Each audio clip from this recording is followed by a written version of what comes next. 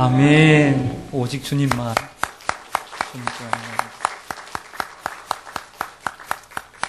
네, 귀한 찬송 감사합니다. 네, 어제는 무척 더웠습니다. 그리 덥지 않다가 더우니까 많이 더운 것 같습니다. 하지만 하나님께서 또 오늘 단비를 주셔서 그리 덥지 않게 또 때를 따라 비를 내려 주시고 계십니다. 모든 것을 감사로 받는 우리가 되기를 원합니다. 우리 앞에 옆에 뒤에 서로 인사하겠습니다. 한 주간 평안하셨습니까? 네, 반갑습니다. 네, 4층에도 잠옷실에도 혹 우리 1층 식당에서 모니터로 예배하는 모든 분들에게 주님의 은혜가 함께하기를 간절히 소망합니다. 어느 빵장수가 있었습니다. 이 빵장수는 빵을 만들어 마을의 사람들에게 공급하고 있었습니다. 그런데 그에게는 매일 아침 버터를 제공해주는 가난한 농부가 있었습니다.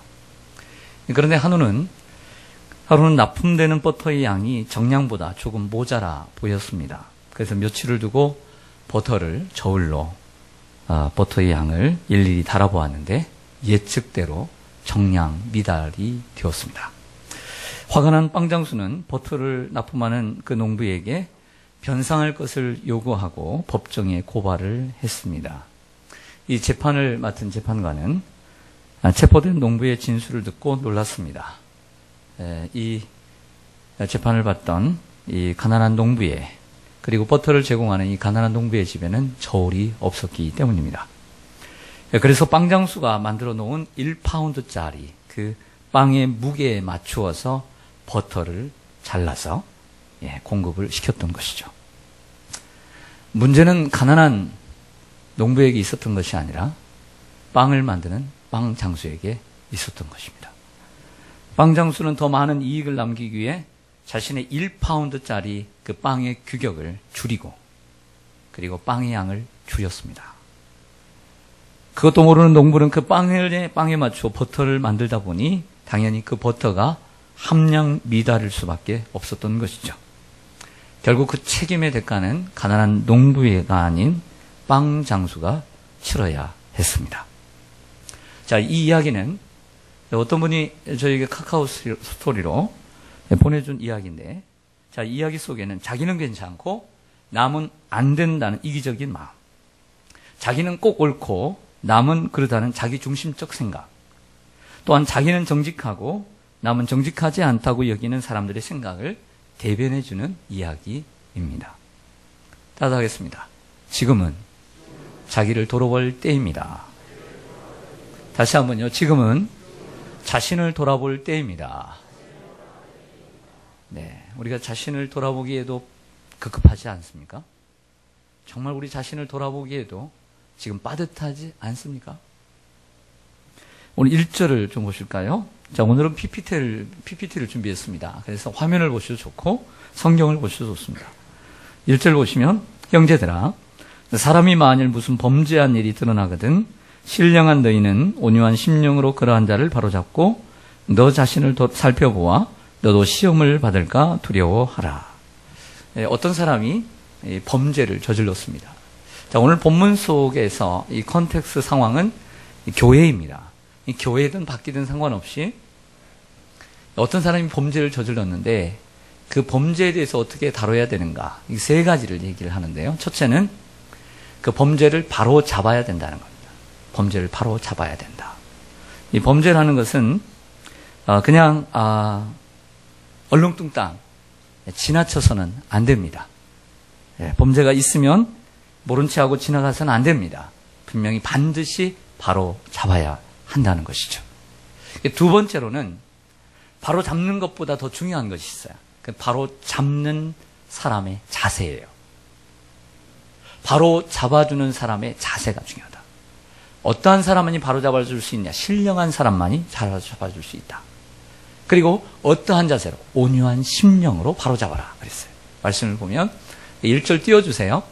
1절 띄워주시면 온유한 심령으로 바로 잡아라. 온유한 마음, 온유한 심령으로. 네. 너그러운 마음으로 바로 잡아야 합니다. 사랑으로 대하고 친절히 대해야 합니다. 죄인 취급해서는 안 됩니다.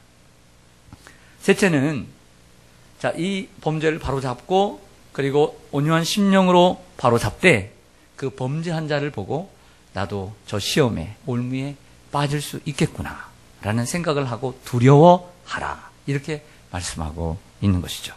왜냐하면 오늘 하루가 가기 전에 여러분도 용서가 필요하게 될지 모르기 때문입니다. 그 요한복음 8장에 보면 예수님을 넘어뜨리려고 했던 서기관들과 바리새인들이 성전에 들어가시는 예수님을 붙잡고 시험을 합니다. 간음하다가 잡힌 그 현장에서 간음하다가 잡힌 여인의 옷을 다 벗기고 사람들이 몰려들어 돌을 들고 있습니다. 모세 율법에는 이러한 여인을 돌로 치라고 명했는데 예수 선생이요, 당신은 어떻게 생각하십니까? 이렇게 물었어요. 그렇죠? 그때 예수님께서는 이렇게 말씀하셨습니다. 먼저 말씀하시기 전에 몸을 굽혀 땅에, 근데 콘크리트가 아니라 흙이었던 것 같아요. 어떤 글을 썼어요. 뭔지 몰라요. 글을 썼는데 그 다음에 다시 일어나셔서 이렇게 말씀합니다. 너희 중에 죄 없는 자가 돌로 치라. 예수님의 말씀을 들은 사람들은 양심의 가책을 받고 돌을 버리고 이제 도망갑니다. 나가버리죠. 오직 예수님과 여인 둘만 남았습니다. 예수님 말씀하십니다. 나도 너를 정죄하지 아니하노니 가서 다시는 죄를 범하지 말라 하셨습니다. 오늘 이 예수님의 이러한 상황, 예수님의 처신은 오늘 갈라디아서 6장 1절에서 말하고 있는 범죄한 자에 대한 이러한 처분에 대한 세 가지를 충족시킵니다. 먼저는 분명히 고쳐 잡아야 합니다. 다시는 죄를 짓지 말라 그랬어요. 그리고 두 번째로는 그를 바로 잡는 예수님의 마음이 온유한 심령이었다. 불쌍히 여기고 죄를 안 짓는 사람이 있습니까? 근데 현장에서 잡혔을 때 그 여인의 마음이 얼마나 부끄럽고 아팠겠습니까? 얼마나 죄인이기에 불쌍한 마음으로. 세 번째, 너희들도 저 여인처럼 그럴 수 있으니까 죄를 짓지 않도록 조심하라고, 두려워하라고, 죄 없는 자가 돌로 치라고 말씀하셨습니다. 여러분, 예수님은 이처럼 우리에게 죄를 범한 자들에 대한 태도를 분명하게 모범적으로 보여주고 계신 줄로 믿습니다. 저녁 10시 뉴욕의 한 경찰관이 한 철물점 앞에 서 있는 남자를 발견했습니다. 수상한 사람처럼 보여서 경찰관이 가까이 갔습니다. 그래서 남자는 경관을 안심시키려는 듯 황급하게 자신이 친구를 기다리고 있다고, 어릴 때 친구를 기다리고 있다고 말을 이었습니다. 20년 전 18배 나이에 서부로 떠나던, 뉴욕은 동부니까요. 서부로 떠나던 밤 뉴욕에 남게 된 친구와 함께 저녁을 먹으며 이런 약속을 했습니다. 우리가 아무리 다른 곳에 산다 할지라도, 또 신분과 지위가 달라진다, 처지가 달라진다 할지라도 정확히 20년 후에 바로 이 시간에 이 자리에서 만나자고 약속을 했다는 것이죠. 그러면서 이 남자가 담뱃불을 붙였습니다. 담뱃불을 붙이니까 얼굴이 그 어두움에 환히 비춰지죠. 남자의 창백한 얼굴과 각진 턱, 날카로운 눈매, 그리고 오른쪽 눈썹 옆에 칼자국이 불빛에 선명하게 드러납니다. 경찰관이 된 이 친구는 바로 그 친구가 경찰관인 거예요. 경찰관이 된 친구는 20년 만에 만난 친구가 시카고 경찰에서 협조 의뢰한, 그래서 의뢰해온 지명 수배자라는 사실을 바로 그 순간 알게 됩니다. 바로 이것은 오 헨리의 단편소설 20년 후라고 하는 내용의 이야기입니다. 근데 이러한 책의 이야기가 비슷하게도 며칠 전 6월 30일 날 미국의 마이애미주의 한 법정에서 나타났습니다. 마이애미 법정에서 판사와 도둑으로 한 중학교 한 반이었던 친구를 만나게 되었습니다. 판사는 여성 백인이고요. 여성이에요. 백인이고, 그리고 피고는 범죄자는 남성 흑인입니다. 두 사람의 나이는 66년생, 49세, 우리나라 나이로 50세입니다. 심리를 다 마친 후 잠시 머뭇거리다가 판사가 나가려고 하는 그 피고에게 이렇게 묻습니다. 혹시 노틀러스 중학교를 다니지 않았느냐라고 물었습니다. 얼굴을 든 피고인이 오 마이 갓. 이런 30여 년 전에 함께 한 반에서 공부했던 단짝 친구였던 거예요. 그래서 기뻤죠. 그러나 한순간 기뻤지만 자기의 처지가 생각이 나서 고개를 들지 못하고 통곡에 가까운 울음을 터뜨립니다. 친구인 판사는 담담하게 말을 이어갑니다. 웃으면서 난 언제나 너의 소식이 궁금했어. 여기서 이렇게 만나다니 참 마음이 아프다. 그리고 방청석을 향해서 제3인칭 화법으로 이렇게 얘기합니다. 저기 있는 친구는 내 친구인데, 참으로 중학교 내 친구인데 참 성격 좋고 공부 잘하던 친구였다. 이렇게 얘기합니다. 그리고 난 저 친구와 함께 늘상 축구를 함께 즐겼다. 얘기하죠. 그리고 친구인 판사인 피고인이며 동창에게 마지막으로 이렇게 말합니다. 어떻게 이런 일이 있을 수 있니? 슬프게도 우린 벌써 이렇게 늙었잖아. 잘 됐으면 해. 이번 일이 잘 끝나고 감옥에 갔다 오고 난 다음에 앞으로는 모범적으로 살기를 바랄게. 라고 얘기했습니다. 판사의 권위는 온데간데 없어지고 중학교 시절 성격 좋고 공부 잘했던 것을 기억해 주었습니다. 칭찬을 아끼지 않았습니다. 그리고 또한 축구를 함께 했던 것을 기억하며 늙어가며 슬픔을 자연스럽게 언급하는 판사의 그 모습이 저에게는 참 인상적이었습니다. 영상으로 보고 싶지 않으세요? 네, 그래서 준비했습니다. 네, 한번 보시죠.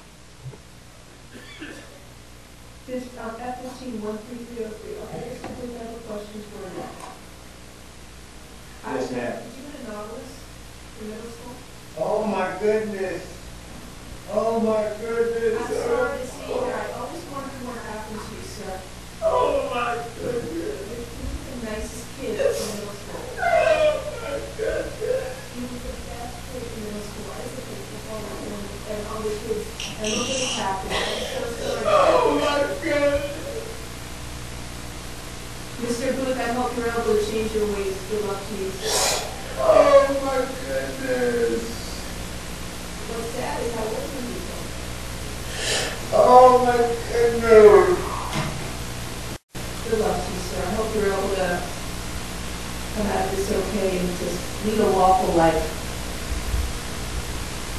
Now what am I okay. 네, 다 알아들으셨죠? 네. 네, 두세 번 보면 다 알아듣게 되어 있습니다. 그래서 제가 앞에 설명을 다 했기 때문에 그 내용이 그 내용이에요. 네. 자, 오늘 2절과 3절로 가보겠습니다. 너희가 짐을 서로 지라. 그리하여 그리스도의 법을 성취하라. 만일 누가 아무것도 되지 못하고 된 줄로 생각하면 스스로 속임이라. 아멘. 너희가 짐을 어떻게 지라고요?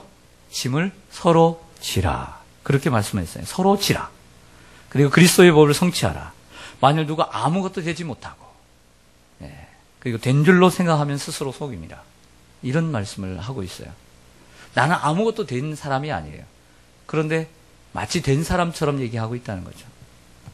제가 우리 교회 1995년도에 교육전사로 6월 11일 날 부임을 했습니다.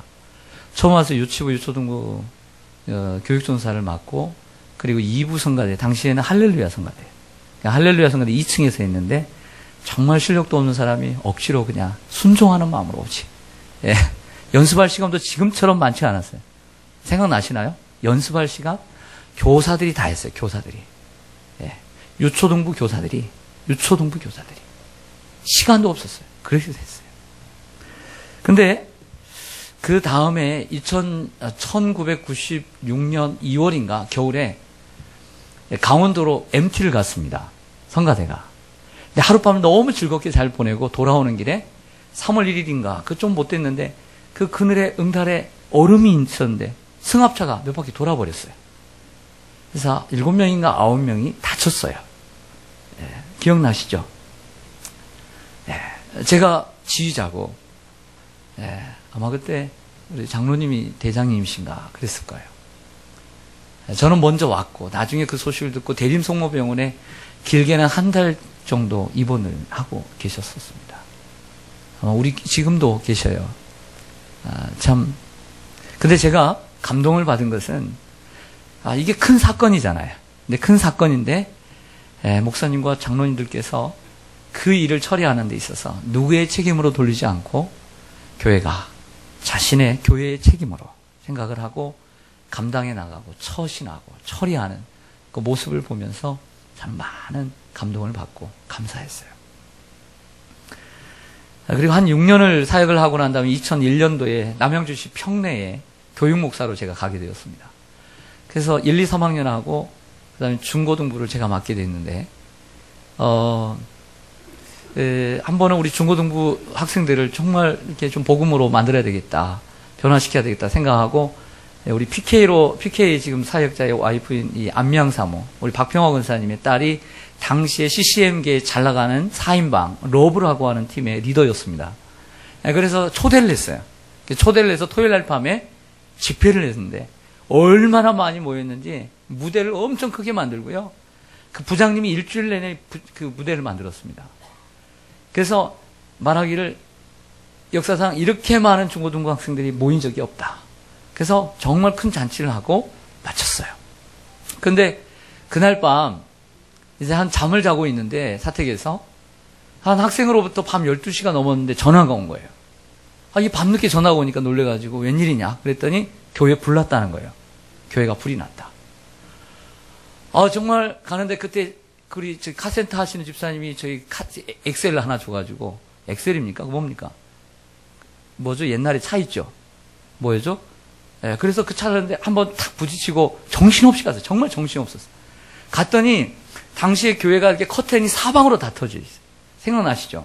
근데 한 번 불이 딱 붙으니까 이 커튼이 슉 하면서 금세 불이 나버린 거예요. 의자가 다 뒤에가 다 타고. 그렇게 됐어요. 네. 그래서 한 달 동안 교육관에서 예배를 드렸습니다. 저는 가는 곳곳마다 문제만 일으키는 것 같아요. 네. 그 뒤에 있는 오래된 선풍기 하나를 사찰 집사님이 끄지 않은 거예요. 그래서 제가 집사님에게 그리고 교육자들에게 자주 선풍기 하나라도 1층부터 4층까지 다 돌아보라고 하는 것은 제가 트라우마가 있어서 그래요. 네. 선풍기 하나라도 여러분들 보시면 항상 사람이 없으면 끄는 습관을 들이시길 바랍니다. 그런데 그럼에도 불구하고 제가 그때 교육 목사였잖아요. 담당자였는데. 네. 거기 목사님과 장로님들이 또 처신하는 그런 모습들. 누구의 책임으로 돌리지 않고 이게 우리에게 어떤 뜻이 있을까?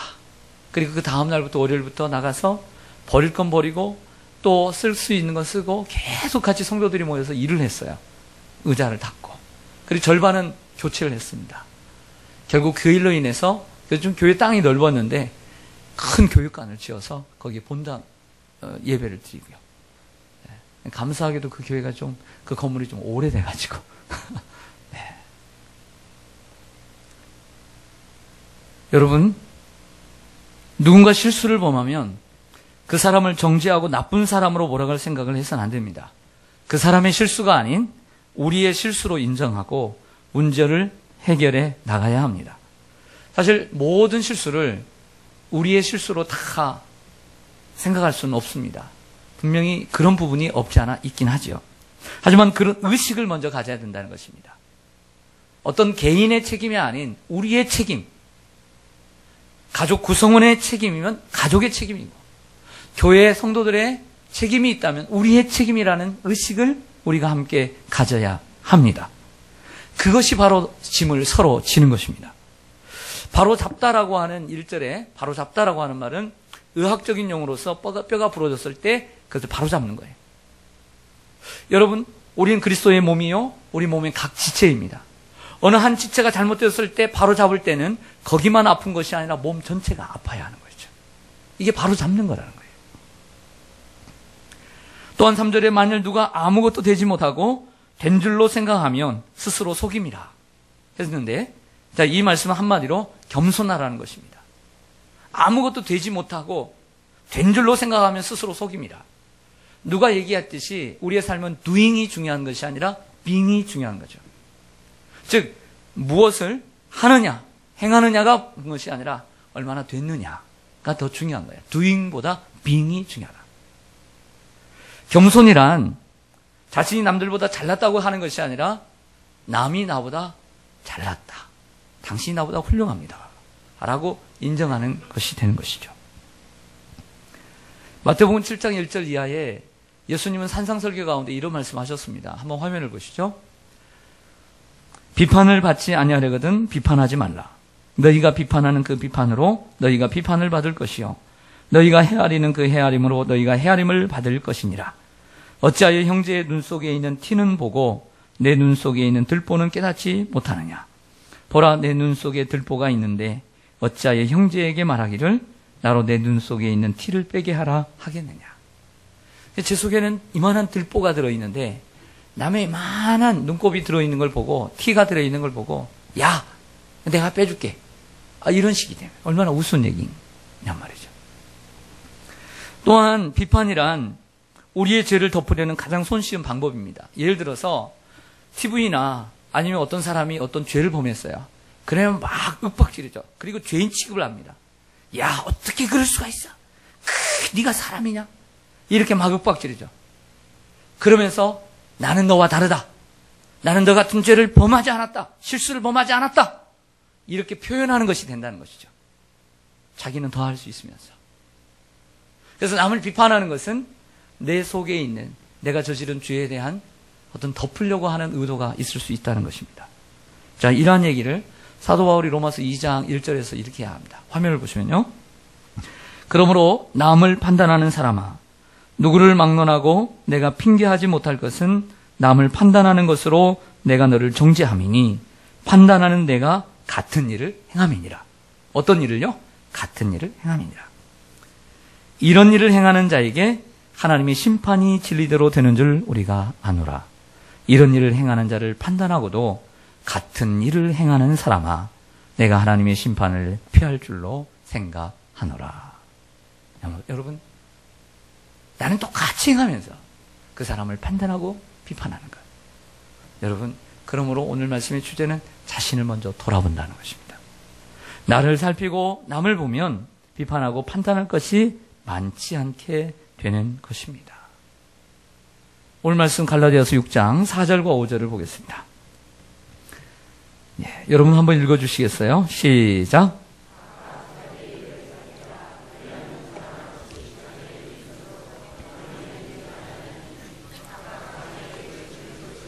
아멘. 좀 글을 4절, 5절을 좀 띄워주시면 고맙겠습니다. 자기의 일을 살피라. 그리하면 자랑할 것이 누구에게만 있고요?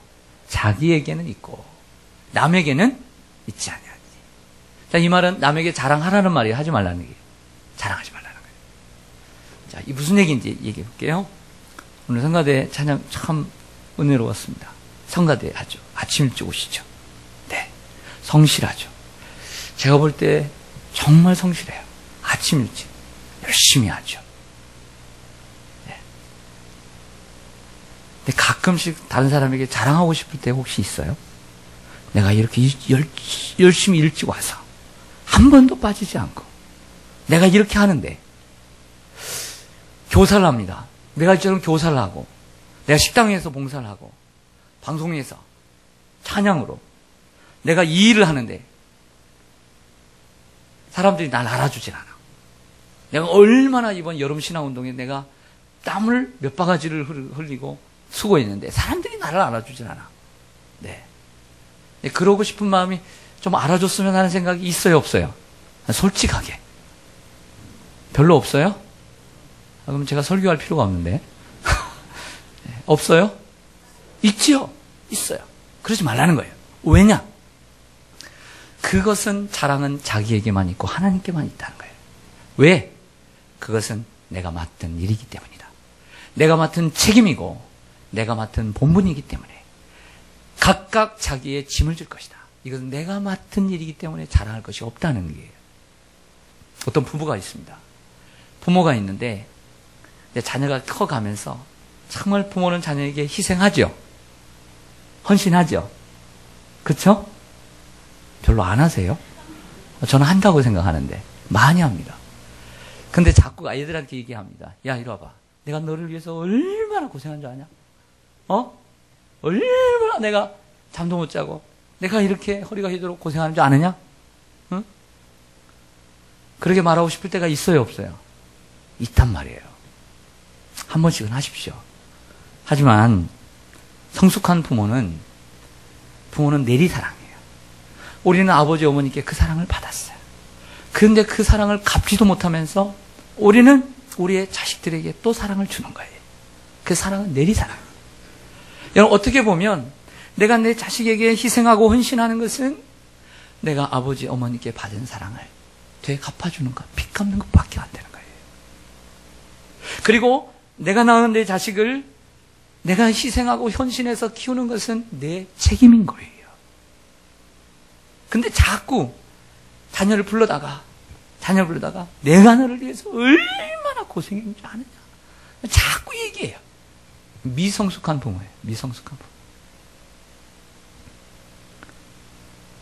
그래, 이렇게 얘기하면 돼요. 너도 네 자식을 낳아서 한번 길러봐라. 이러면 끝나는 거예요. 따라하겠습니다. 너도 네 자식을 낳아서 길러봐라. 이거면 끝나는 거예요. 이거면. 그때서 알게 될 거예요. 여러분, 자신이 하는 일을 남과 비교하지 말고, 그리고 우쭐대지도 말고, 남이 알아달라고 하지 말고, 그러나 남이 알아주면 감사한 거죠. 네, 고맙습니다. 감사합니다. 하면 되는 거예요. 칭찬과 격려는 필요한 것이니까요. 그리고 묵묵히 하나님께 받은 그 사명을 최선을 다해서 감당하는 우리가 되기를 소망합니다. 어제 장례식을 마치고 이제 올라오는데, 이제 가신 권사님 중에 한 분이 이런 얘기를 합니다. 이런 얘기를 해요. 내가 어떤 말을 꺼냈더니, 어떤 부부가 있었어요. 근데 이 아내는 항상 큰 대접에다가 밥을 탁 넣고는 여러 가지 냉장고에 있는 반찬을 가져다가 탁 넣고 참기름 넣고 그리고 고추장 넣고 비벼 먹더라는 거예요. 근데 늘 생각하기를, 이놈의 이 마누라가 많이 처 먹기만 하고, 이렇게 생각이 돼서 자꾸 구박을 했대요. 왜 이렇게 많이 먹냐고. 자꾸 구박을 하니까 죽어버렸대요. 그냥 죽었겠지만, 제 표현이. 그래서 그 아내가 사라졌어요. 빈자리가 있는 거예요. 홀로 남아있는데, 아내가 생각이 나서 아내처럼 큰 대접에다가 밥을 탁 넣고 반찬을 갖다가 비벼 먹었대요. 그런데 몇 시간이 지나니까 아직 밥때가 안 됐는데도 배가 고프더래요. 또 비벼 먹었는데 또 밥때가 왔는데 배가 고프더래요. 그러면서 깨달았대요. 아내가 이렇겠구나. 괜히 많이 먹는다고 구박했구나. 라고 했던 거예요. 여러분, 남이 많이 먹는 거 뭐라 하지 마세요. 그냥 내 양만 먹으면 끝이죠. 저 사람이 10번을 먹든 20번을 먹든 나는 내 양껏 내가 배부르면 끝나는 거지. 그렇잖아요. 그렇죠? 자기 것이나 잘 먹읍시다. 그것으로 족하면 됩니다. 할렐루야. 지금은 남의 일보다 나의 일을, 지금은 남보다 나를 살펴야 할 때입니다. 기도하겠습니다.